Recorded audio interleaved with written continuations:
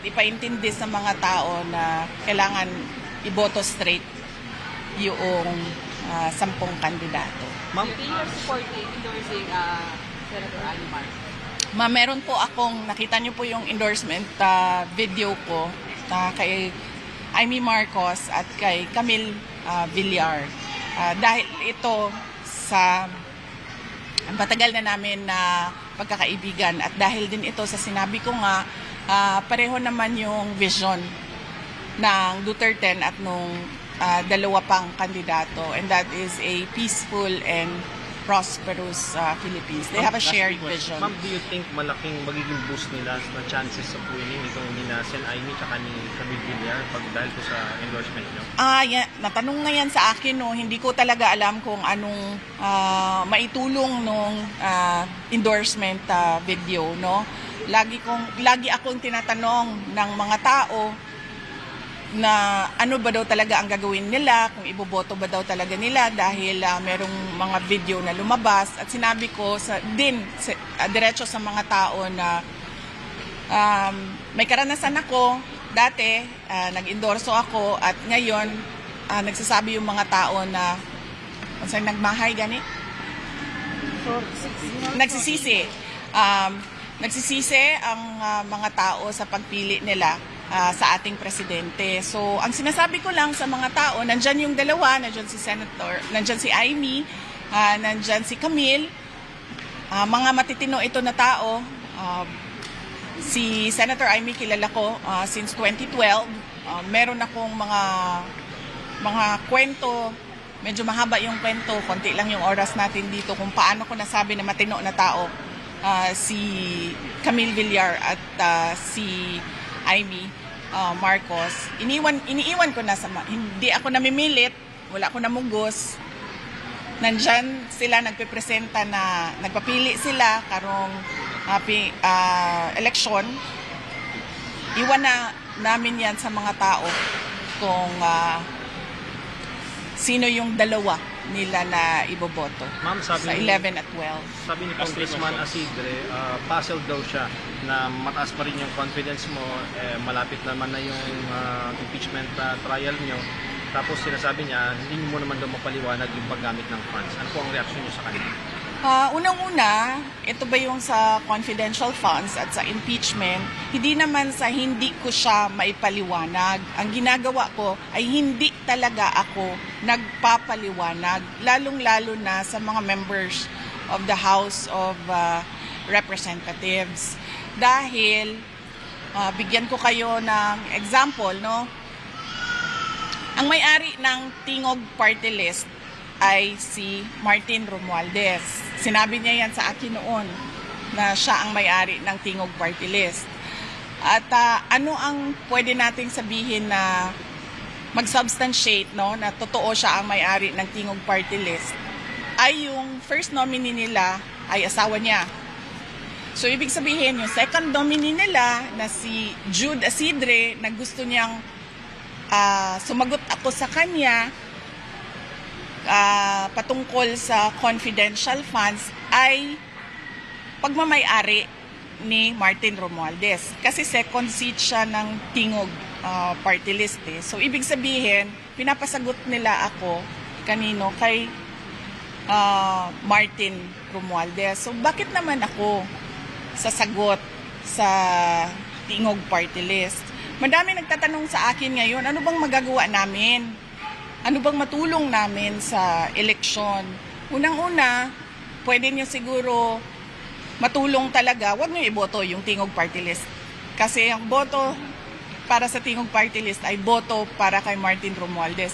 Isipin nyo, 3 na yung seats niya sa House of Representatives. Yung distrito niya sa Tacloban, yung 2 upuan niya sa Tingog Party List. Yung upuan ng asawa niya, yung seat ng asawa niya, yung seat ni Asidre. So, hindi dahil hindi ko masagot yung mga tanong nila sa confidential funds, ayaw kong sumagot sa mga pagmamay-ari ni Martin Romualdez. Ang ginawa kasi nila, kasi distrito lang si Martin Romualdez sa Tacloban, 'di ba? So, wala siyang personality na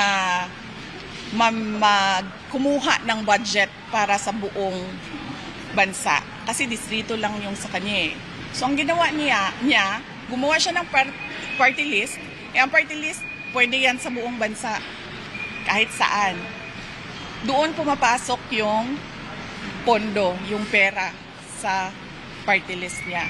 Ano ang pwede nating sabihin na mag-substantiate niyan?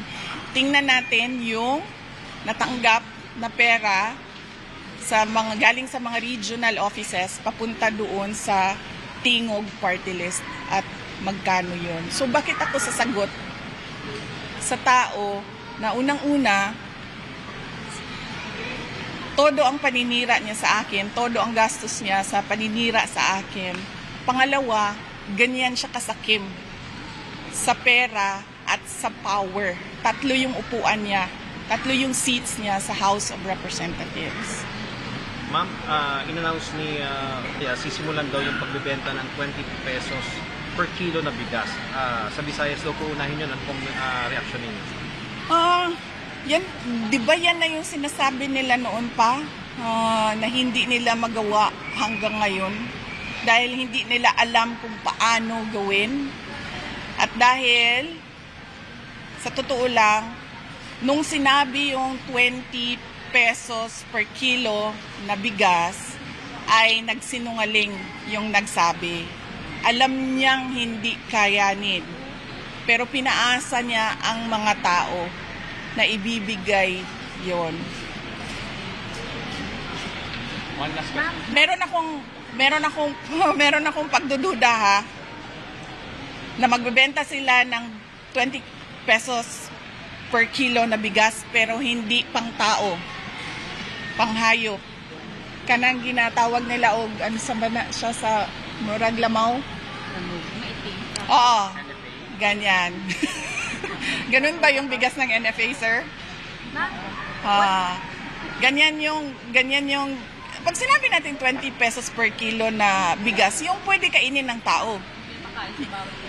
Oh, yan, diba? Yan yung 20 pesos per kilo na binebenta, yung pinapakain sa baboy. Hindi mga baboy hindi mga hayop ang mga Pilipino. Kapag nagbenta kayo ng 20 pesos per kilo, bibili kami lahat kasi pwede siya kainin ng tao. Ma'am, what do you think out of the timing nung announcement ng 20 pesos per kilo na bigas just weeks before the election? Ano na yan? Promise na naman yan sa mga tao na alam mong para lang sa eleksyon at para lang sa kanilang mga senators. Para manalo yung kanilang alyansa kuno na iniwanan naman din sila nung dalawa nilang kandidato dahil kakaalam ko walang direksyon yung kanilang alyansa. Ma'am, tingin nyo related din sa survey because malaki yung binagsak ng survey. And analysts are saying na they need parang a carrot to lure in again the confidence of the Filipinos. Well, hindi ko alam kung anong motibo nila. Baka, yes, inaano na naman nila yung mga tao, binubudol na naman nila yung mga tao sa 20 pesos per kilo na bigas. At magdududa ka dahil bakit Visayas lang? Hindi ba nagugutom yung mga tiga Mindanao? Hindi ba nagugutom yung mga tiga Luzon? Bakit 20 pesos per kilo lang dito sa Visayas? At bakit merong meeting sa Cebu Capitol ang lahat ng mga governors o karamihan ng mga governors sa Visayas? So baka may problema sila sa boto dito sa Visayas. Baka ma'am, i-ano na lang natin, i-reduce na lang natin doon sa mga sinasabi nila, 20 pesos per kilo na rice dito sa Visayas para namang hindi kami nagugutom doon sa Mindanao at hindi namin kailangan ng 20 pesos per kilo na rice kasi wala na silang magawa sa Mindanao, ma'am. Kahit anong gawin nila, hindi na talaga boboto ang kami sa mga tao na kung ano-ano lang yung pinapaasa sa mga kababayan natin. So, yes. Ma'am, clarification lang po. Dun sa statement ni Attorney Kaufman, sabi niya mali daw po yung sinasabi na the Duterte camp wanted to limit yung mga victims sa may passport at saka sa may national ID. Clarify lang po natin, ma'am. Kasi ang sinasabi po niya, sinisisi niya si Attorney Cristina Conti and the other Filipino ICC lawyer for parang misleading allegedly the public. Ano po ba talaga yung intention ng Duterte family towards it? Hindi ma'am, yung moves ng abogado ay moves ng abogado para sa kliyente niya. So malamang pinag-usapan nila yon ng kanyang client na si dating Pangulong. So hindi ako maka-explain